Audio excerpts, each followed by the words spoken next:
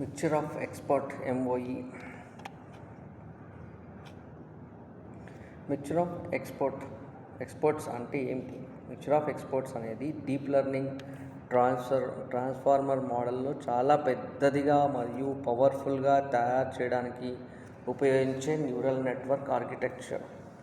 Deep లెర్నింగ్లో transformer మోడల్స్ను పెద్దదిగా మరియు పవర్ఫుల్గా తయారు చేయడానికి ఉపయోగించే న్యూరల్ నెట్వర్క్ ఆర్కిటెక్చర్. ఎంఓఈ ఒక పెద్ద న్యూరల్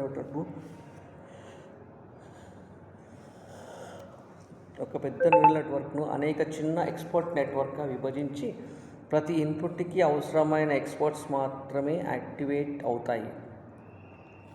అంటే మొత్తం మోడల్ పారామీటర్స్ చాలా ఎక్కువగా ఉన్న ప్రతి ఇన్పుట్ కోసము అన్ని పారామీటర్స్ను ఉపయోగించము.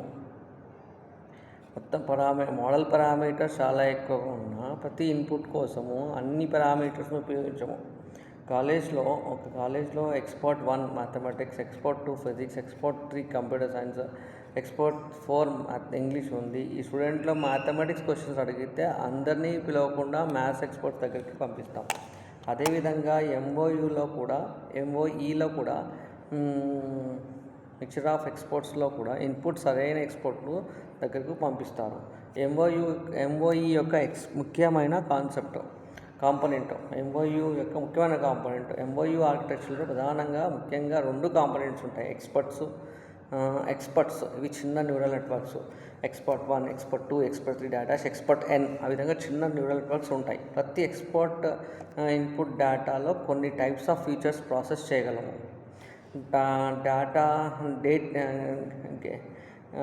Gating and routing networks. Router అనేది చాలా ముఖ్యమైన కాంపోనెంట్. ఇది ఏ ఇన్పుట్ను ఏ ఎక్స్పర్ట్కు పంపాలో నిర్ణయిస్తుంది. రౌటర్ ఒక డెసిషన్ మేకర్గా పనిచేస్తుంది. MoU architecture input router is diverting expert 1, expert 2, expert 3 like that it is going to send. Next అక్కడ నుంచి ఎక్స్పర్ట్ 1, ఎక్స్పర్ట్ 2, ఎక్స్పర్ట్ 3 వచ్చిన వెయిటెడ్ కాంబినేషన్కి వస్తుంది. ఆ తర్వాత అవుట్పుట్ వస్తుంది. ఇది స్ట్రక్చర్. గుర్తుపెట్టుకోవడానికి input, router, expert, combiner, output. MoE యొక్క బేసిక్ ఫ్లోస్. ఎంఓయూ ఎలా పనిచేస్తుంది ఇప్పుడు స్టెప్ బై స్టెప్ చూద్దాం. ఇన్పుట్ ఇవ్వడం. ముందుగా మోడల్కి ఇన్పుట్ ఇస్తాం. ఉదాహరణకు explain quantum computing. Input transfer మోడల్లోకి వెళ్తుంది.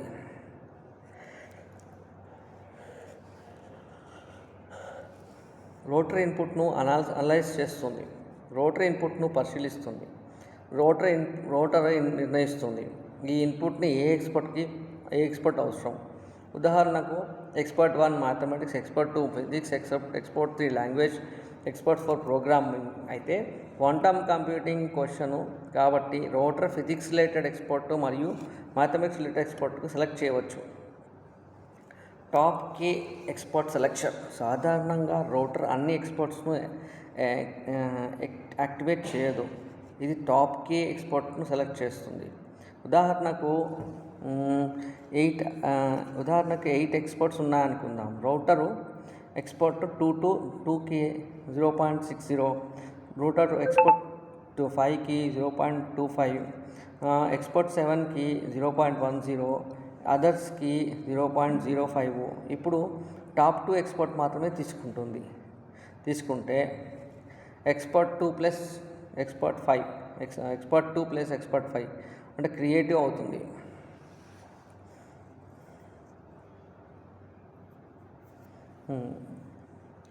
యాక్టివేట్ అవుతుంది అంటే ఎక్స్పర్ట్ 2, ఎక్స్పర్ట్ 5 యాక్టివేట్ అవుతాయి. Router scale selected expert in the input పంపుతుంది. రౌటర్ సెలెక్టెడ్ ఎక్స్పర్ట్కి ఇన్పుట్ పంపుతుంది. Input router top 2 expert and expert processing. దీన్నే రౌటింగ్ అంటారు. Definition: routing is the process of selecting and sending an important to one or more appropriate expert network using a router. Expert processing: selected experts inputs in the independently process చేస్తాయి. ఉదాహరణకు input router expert 1, expert 3, output 1 output 3 అంటే export processing selected exports ఇన్పుట్ను independently process చేస్తాయి. ఉదాహరణకు input నుంచి రోటర్కి వెళ్తుంది, rotor నుంచి export 1 export 3కి వెళ్ళిపోతుంది, అవుట్పుట్ 1 అవుట్పుట్ 3 రెండు వస్తాయి. ప్రతి ఎక్స్పోర్ట్ తనకు వచ్చిన ఇన్పుట్ ప్రాసెస్ చేస్తుంది. Combining export outputs selected exports ఇచ్చిన అవుట్పుట్స్ను రౌటర్ ఇచ్చిన వెయిట్స్ ఆధారంగా కంబైన్ చేస్తారు. సాధారణంగా y = I = 1 to k gi of x ei of x. ఇక్కడ x = input, ei of x expert output, gi of x router gating weight, k selected expert, y final output. Simple meaning final output expert output into their routing weight యొక్క combination. ఎందుకు MOE అవసరము? ఇక్కడ ముఖ్యమైన point ఉంది. Modern AI model చాలా పెద్దదిగా మారుతున్నాయి. ఉదాహరణకు ఎక్కువ పారామీటర్స్, ఎక్కువ ట్రైనింగ్ డేటా, ఎక్కువ కంప్యూటేషనల్ పవరు అన్నీ అవసరం అవుతున్నాయి.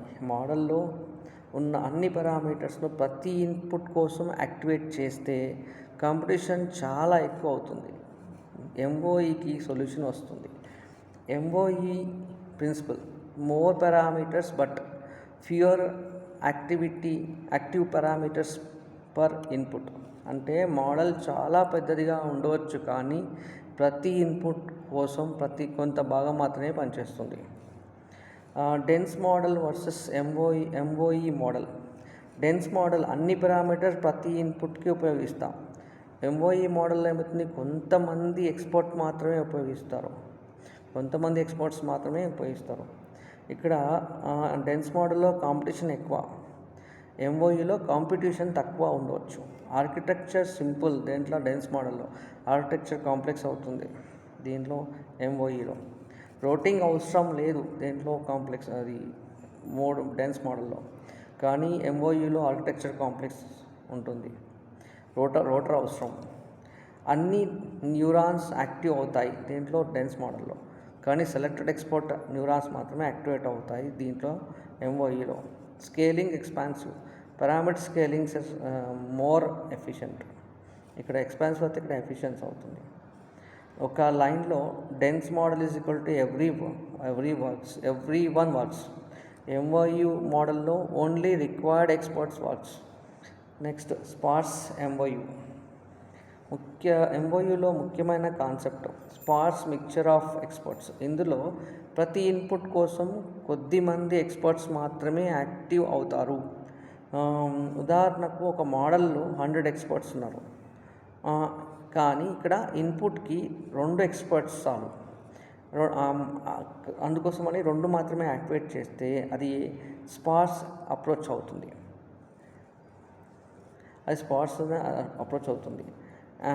అడ్వాంటేజ్ మోడల్ మొత్తం పారామీటర్ చాలా పెద్దగా ఉన్న కాంపిటీషనల్ కాస్ట్ను నియంత్రించవచ్చు. ఈ స్పార్స్ యాక్టివ్ని యూజ్ చేసి, స్పార్స్ మిక్చర్ ఆఫ్ ఎక్స్పర్ట్స్ని యూజ్ చేసేసి. Next load balancing problem. MOEలో ముఖ్యంగా ఛాలెంజెస్. అన్ని ఇన్పుట్స్ ఒకే ఎక్స్పర్ట్ దగ్గరికి వెళ్తే ఏమవుతుంది? ఉదాహరణకు ఎక్స్పర్ట్ 1 80% ఇన్పుట్స్ ఇస్తే ఎక్స్పర్ట్ 2కి 10%, ఎక్స్పర్ట్ 3కి 5%, ఎక్స్పర్ట్ 4కి 5%. అంటే ఎక్స్పర్ట్ 1కి ఎక్కువ వర్క్లోడ్ అవుతుంది. దీన్ని ఎక్స్పర్ట్ 1 లోడ్ బ్యాలెన్సింగ్ అంటారు. సొల్యూషన్ లోడ్ బ్యాలెన్సింగ్ లాస్ ఉపయోగిస్తారు. దీని పర్పస్ ఏంటంటే ఇన్పుట్స్ను ఎక్స్పర్ట్స్కి మధ్య రీజనబుల్ బ్యాలెన్స్గా డిస్ట్రిబ్యూట్ చేయడం. Token routing. Transformer based MOE మోడల్లో రౌటింగ్ సాధారణ టోకెన్ లెవెల్లో జరుగుతుంది. ఒక sentence AI is changing the world. దీనిలో ప్రతి టోకన్కి రౌటర్ నిర్ణయిస్తుంది. ఎక్స్పర్ట్ AI ఎక్స్పర్ట్ 2కి వెళ్ళిపోతుంది, ఈజ్ ఎక్స్పర్ట్ 1కి వెళ్ళిపోతుంది, చేంజింగ్ అనేది ఎక్స్పర్ట్ 3కి వెళ్ళిపోతుంది, అనేది ఎక్స్పర్ట్ 1కి వెళ్ళిపోతుంది, వరల్డ్ అనేది ఎక్స్పర్ట్ 4కి వెళ్ళిపోతుంది. అంటే ప్రతి టోకెన్కి ఒకే ఎక్స్పర్ట్ అవసరం ఉండకపోవచ్చు. ఒకే ఎక్స్పర్ట్స్. Capacity of experts. ప్రతి ఎక్స్పర్ట్స్కి ఒకేసారి ప్రాసెస్ చేయగల టోకెన్స్కి ఒక లిమిట్ ఉండవచ్చు. దీనిని ఎక్స్పర్ట్ కెపాసిటీ అంటారు. ఎక్స్పర్ట్ కెపాసిటీ ఎక్సీడ్ అయితే టోకెన్ డ్రాప్ చేయవచ్చు. లేదా ఆల్టర్నేట్ ఎక్స్పోర్ట్కి పంపవచ్చు లేదా రూటింగ్ స్ట్రాటజీని మార్చవచ్చు. సో ఎంఓఈ యొక్క అడ్వాంటేజెస్: ఎఫిషియెంట్ స్కేలింగ్. ఎంఓఈ ద్వారా మోడల్ పారామీటర్స్ చాలా పెద్దగా పెంచవచ్చు. Lower competition per input. అన్ని ఎక్స్పర్ట్స్ యాక్టివ్ కాకపోవడం వల్ల ప్రతి ఇన్పుట్కి కాంపిటీషన్ తగ్గుతుంది. Better specialisation.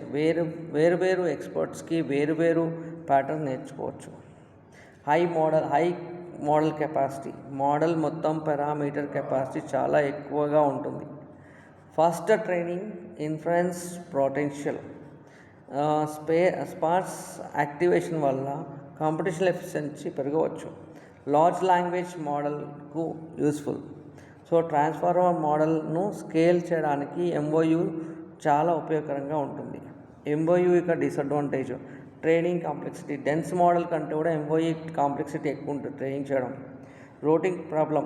సరైన ఎక్స్పర్ట్ను సెలెక్ట్ చేయడం ఛాలెంజింగ్గా ఉంటుంది. Next load imbalance. కొన్ని ఎక్స్పర్ట్స్ ఎక్కువగా ఉపయోగించబడవచ్చు. Next communication overhead. Distributed సిస్టంలో డిఫరెంట్ ఎక్స్పర్ట్స్ డిఫరెంట్ డివైస్లో ఉంటే కమ్యూనికేషన్ కాస్ట్ పెరుగుతుంది. So memory requirement. మొత్తం పారామీటర్స్ ఎక్కువగా ఉండడం వల్ల మోడల్లో మెమొరీ రిక్వైర్మెంట్ కూడా ఎక్కువ ఉండవచ్చు.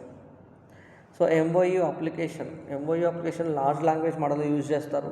ఎల్ఎల్ఎమ్స్ మోడల్ కెపాసిటీ పెంచడానికి న్యూరల్ లాంగ్వేజ్ ప్రాసెసింగ్లో యూజ్ చేస్తారు. డిఫరెంట్ లాంగ్వేజ్ ప్యాటర్న్ కోసం స్పెషలైజేషన్. Multilingual models. వేర్వేరు లాంగ్వేజ్ను ఎక్స్పర్ట్ స్పెషలైజ్గా వాడవచ్చు. వేర్వేరు లాంగ్వేజ్కు ఎక్స్పర్ట్ స్పెషలైజ్ కావచ్చు. కంప్యూటర్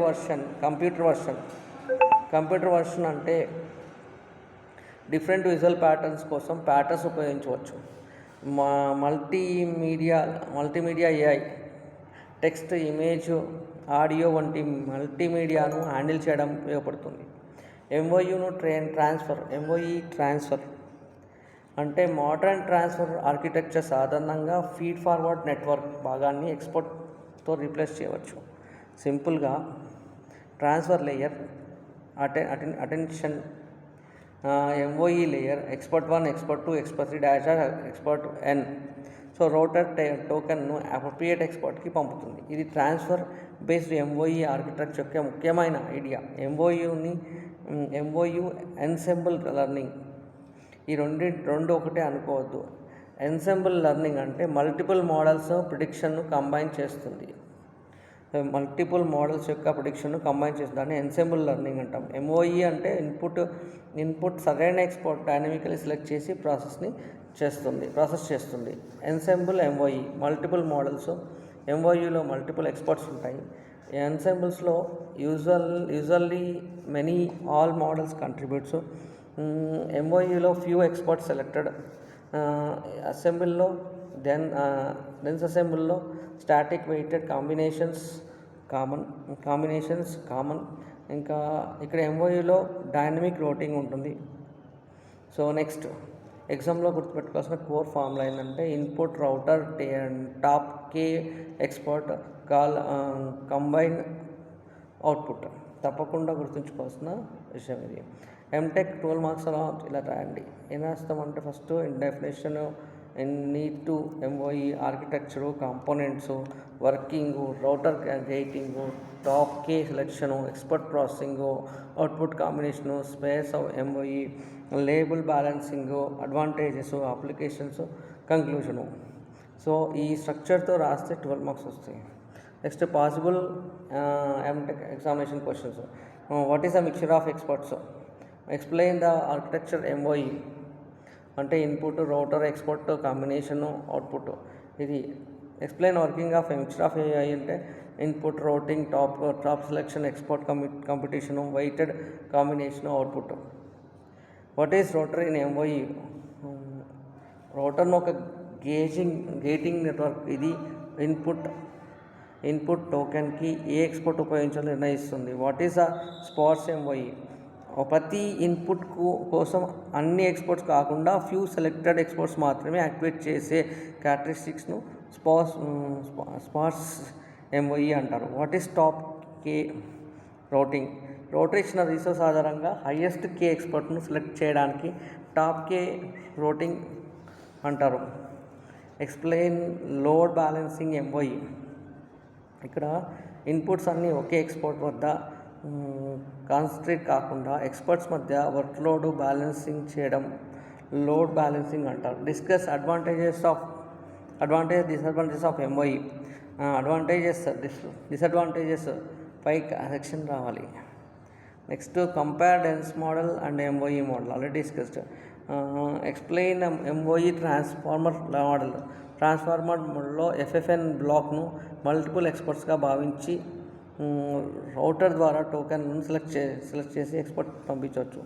చాలా ముఖ్యంగా గుర్తుపెట్టుకోవాల్సింది MOE money export, one router few active experts. ఇది ఒక సెంటెన్స్లో మొత్తం concept. Money trick RSPC. R అంటే రౌటర్, ఎస్ అంటే సెలెక్ట్, పి అంటే ప్రాసెస్, సి అంటే combine. So router, select, process, combine. Final exam conclusion ఏమొస్తుందంటే conclusion is mixture of experts is an efficient neural network architecture that can increase parameters capacity of the model while activation only small subset of the experts for each input. A routing dynamically selected the appropriate expert, their outputs are combined and the final results is predicted. This MOU previous conditional computation, efficient scaling and expert specialization, high model capacity, making the particularly useful for large scale transfer of generative AI. సంక్షిప్తంగా ఎంఓఈలో అనేక experts workers ఉంటారు. ప్రతి router ప్రతి input టోకెన్కు అవసరమైన ఎక్స్పర్ట్స్ను select చేస్తుంది. Select experts మాత్రమే competition చేస్తాయి. వాటిని అవుట్పుట్ను కంబైన్ చేసి ఫైనల్ అవుట్పుట్లో ఇస్తారు. అందువల్ల ఇది యాక్టివేషన్ కాంపిటీషన్తో పెద్ద మోడల్ కెపాసిటీ పొందవచ్చు. ఇదే ఎంఓఈ యొక్క ప్రధాన ప్రయోజనం.